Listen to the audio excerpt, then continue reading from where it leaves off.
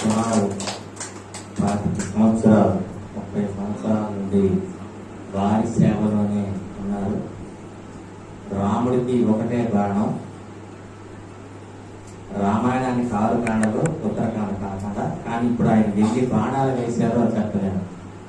అన్ని రకాలు, అన్ని కాండలు, ఉత్తరకాండతో సహా అన్ని కాండలు వేస్తూ చాలా ముఖ్యమైనటువంటి విషయాలను కూడా ప్రస్తావన చేశారు. వారికి ధన్యవాదాలు. అయితే వారు చెప్పినట్టు మనకి చాలా ఆనందం ఏంటంటే ఎన్ని చేసినా ధ్యానానికి మించింది లేదు అని చెప్పారు. శంకరాచార్యుల ద్వారా శ్లోకాన్ని వారు ఎత్తుకున్నారు. ఆ శ్లోకంలో చివరి చెప్పిందంటే జీవన్ముక్తి పొందాలంటే ధ్యానమే ఫైనల్, ఎంతకన్నా మించింది ఇంకేమీ లేదు. మరి ధ్యానం గురించి చెప్తే ఆయన ఇంకొన్నారు, మనస్సు గురించి కూడా చెప్పారు. ఆయన శరీరం గురించి చెప్పారు, మనస్సు గురించి, ఆత్మ గురించి, వైరాగ్యాల గురించి, పరిషత్ వర్గాలు, ఇవన్నీ వచ్చాయా? ఈ పదాలన్నీ వచ్చాయి కదా. సో ఈ పదాలన్నీ కూడా మనందరం ఇవన్నీ అన్నిటికన్నా ఆయన చెప్పారు ఏంటంటే మనస్సు అనేది చాలా చాలా చంచలమైనది అని చెప్పారు. అందుకే కృష్ణుడు ఏం చెప్పాడు? అసంశయం మహాబాహో మనో దుర్నిగ్రహం చలం కౌంతేయ వైరాగ్యానికి దొరుకుతుంది. అందరూ నేర్చుకున్నాం. మనస్సుని మనం, అది చంచలమైనదే, దాన్ని అరికట్టడం అనేది ఎవరికి వశము కాదు అని ఎవరన్నారు? సాక్షాత్తు కృష్ణుడే చెప్పాడు. మీ అందరికీ మనసు కట్టుకోమని నేను చెప్తున్నాను. అర్జున, నువ్వు మనసు కట్టుకోమని యుద్ధం చేయమని చెప్తున్నాను. మనసు కట్టుకోవడం అనేదంట సులభము కాదు. మనో దుర్నిగ్రహం చలం. కానీ అభ్యాసేనతో కౌంతేయ వైరాగ్యానికి వైరాగ్యము మీరెత్తారు. మనిషి ఎప్పుడు ధ్యానంలోకి వస్తాడు అంటే అన్ని సదుపాయాలు ఉన్నంతకాలము ఎప్పుడు రాడు. శుభ్రంగా అన్ని కుదిరినంతకాలం ఎప్పుడు రాడు. ధ్యానంలోనే కాదు, భగవంతుడు కూడా కనిపారు. సంకటం వస్తే వారి బాటలో సంకటం వస్తే వెంకటరమణ, వెంకటేశ్వరుడు ఎప్పుడు కనిపిస్తాడు? సంకటాలు వస్తే కనిపిస్తాడు. లేదా కోరికలు ఎక్కువైపోతే అప్పుడు కూడా మనం పరిగెడతాం. కాబట్టి వాళ్ళు ఆ పదాలే బాగా ఇచ్చుకున్నారు. కాబట్టి వైరాగ్యం కావాలి. వైరాగ్యం వస్తేనే వైరాగ్యేనచ్చ గృహ్యతే. వైరాగ్యం వల్లే మనం ధ్యానాన్ని పొందుతాము. అంతకాలము రాము. అది పొందటానికి ఎన్ని జన్మలైనా పుట్టచ్చు.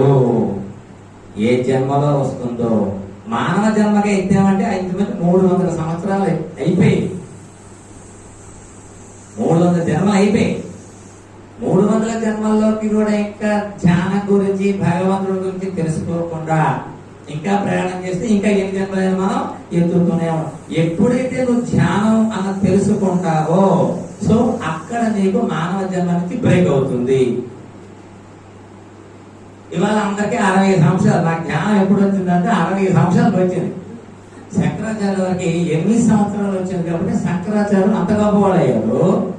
60 వచ్చినా ఇంకా నేను దిద్దుతున్నాను. మనం అంతా ఇంకా ఇది అంటున్నాం. ఇందులో పిహెచ్డి చేయాలంటే ఎంత మనం శ్రమ పడాలి, ఎంత విషయాన్ని మనం తెలుసుకోవాలి. వారిలాగా మనకు పరిజ్ఞానం కావాలని ఎంత. కానీ ఎప్పుడు మనకు వస్తుందంటే వైరాగ్యము. ఏదో ఒక రోజు వైరాగ్యము. కాబట్టి చెప్తూ శరీరం గురించి కూడా ఆయన చెప్పారు. మనకి వైరాగ్యం ఎప్పుడు వస్తుందా అంటే, ఎప్పుడు వస్తుంది? బాగా తిండి తిన్నాం అనుకోండి, మళ్ళీ అన్నం పెడితే ఏం చేస్తాం? ఫుల్గా వేసాం పడుకునేంట. మళ్ళీ అన్నం పెడతామంటే మరి నాకు వద్దు అంటాం. సంపాదించేంత కాదు సంపాదించాం. ఆఖరిని ఏమంటాడు? నాకు ఈ సంపాదన వద్దురా బాబు. ఒక 200 కోట్లు 300 కోట్లు ఈ మధ్య ఏం చేసేటోడు? మనం వింటున్నాం కదా, మధ్యవర్షంతో 200 కోట్లు సంపాదించాడు. నాకు ఈ కోట్లు వద్దు, ఇవేమి వద్దు, మొత్తం దానం ఇచ్చేసి శుభ్రంగా ఎందులోకి వెళ్ళిపోయాడు, పైలోకి వచ్చాడు, ధ్యానంలోకి వచ్చాడు మహాత్ముడు. ఏదైనా అతీతంగా మనం వెళ్ళిపోవాలి. అక్కడికి వెళ్ళిన తర్వాత చెరుకు ఏం చెప్తాం, చెరుకునకు తొలవెన్ను పుట్టిన చెరుకునకు తీపిల్ల చెరుకు కదరాసమ్మతి అంటారు. చెరుకు తిన్నగా వెళ్ళి ఆఖరి దేవత అవుతారు, అది చేదవుతుంది. మన జీవితాల్లో కూడా అంతే.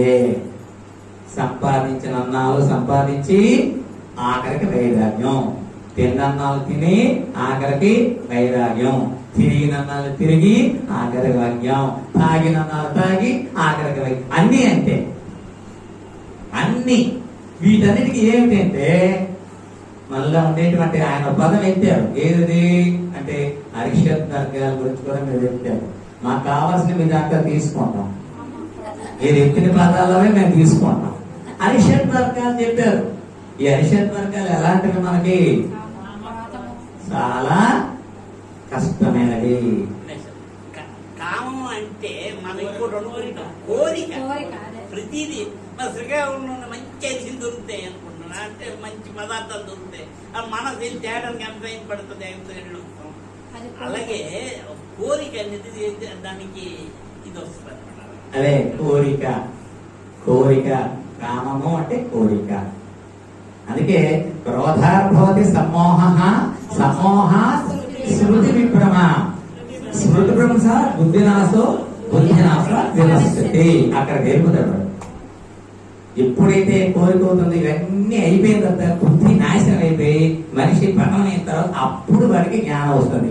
ఈ లోపు మళ్ళీ రెండో జన్మ సెటిల్ అయిపోతాం. పునరభిజనన పునరభిమరణం, ఇదంతా తిరుగుతూ ఉంటుంది. కాబట్టి భగవద్గీతలో వారు చెప్పారు, భగవద్గీతలో చెప్పి ఒక్కటి మనం గుర్తుంచుకోవాలి. ఎక్కడ గుర్తుంటే అన్నిటికన్నా ముఖ్యంగా శరీరం చెప్పారు. కాబట్టి యుక్తాహార విహారస్య యుక్తశ్చేష్టస్య కర్మసు యుక్త స్వప్నామ బోధస్య యోగో భవతి దుఃఖః. నీ దుఃఖాన్ని పోగొట్టేది అయినటువంటి ఆ యోగం నీకు భవతి ఎప్పుడు అంటే యుక్తాహార విహారస్య, నువ్వు తినేటువంటి ఆహారము. సార్ మీరు వెజిటేరియనా నాన్ వెజిటేరియనా? Thank you. ఒకసారి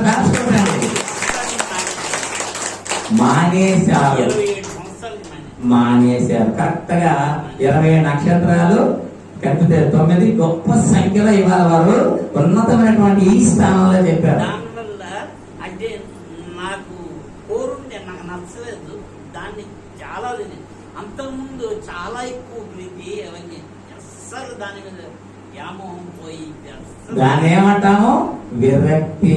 కాబట్టి ఇవాళ కండువా వేసుకోగలిగాం. 100 మంది 6 మంది కూర్చొని తిన్నా నాకు దాని మీద వ్యామోహం. 100 మంది తినేవాళ్ళు మధ్య కూర్చున్నా ఆ వాసన వాడు తింటారు, నాకు లేదు అంతే.